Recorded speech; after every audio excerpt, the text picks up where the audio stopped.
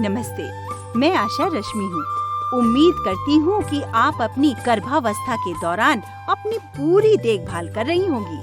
आपको ANC जांच के दौरान ANM दीदी ने बताया था कि आप उच्च जोखिम गर्भावस्था वाली महिलाओं के वर्ग में आती हैं, क्योंकि आपका हीमोग्लोबिन 11 ग्राम से कम है।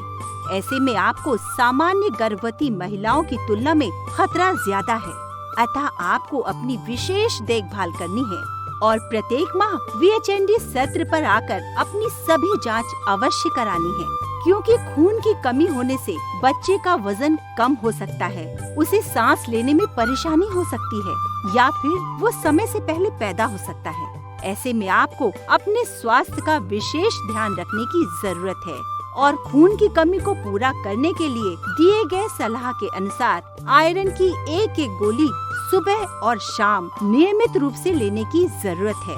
साथ ही आपके लिए बेहद जरूरी है कि आप प्रसव के बाद कम से कम 2-3 साल तक पुनः गर्भ धारण न करें, और ऐसा तभी हो पाएगा जब आप प्रसव के बाद किसी गर्भ निरोधक साधन का इस्तेमाल तुरंत शुरू कर दें।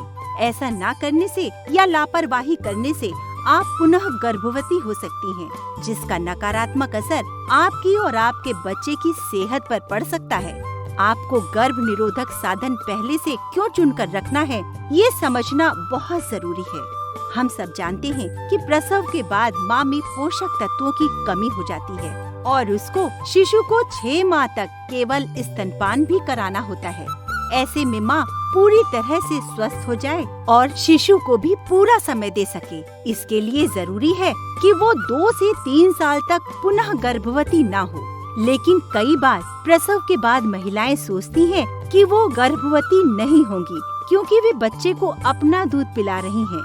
लेकिन मैं आपको ये स्पष्ट करना चाहती हूँ कि यदि 6 महीने से पहले आपकी माहवारी वापस आ जाती है या आप बच्चे को किसी भी कारण से केवल स्तनपान नहीं करा पा रही हैं, तो गर्भ धारण की संभावना प्रसव के 1.5 महीने के बाद से ही हो जाती है।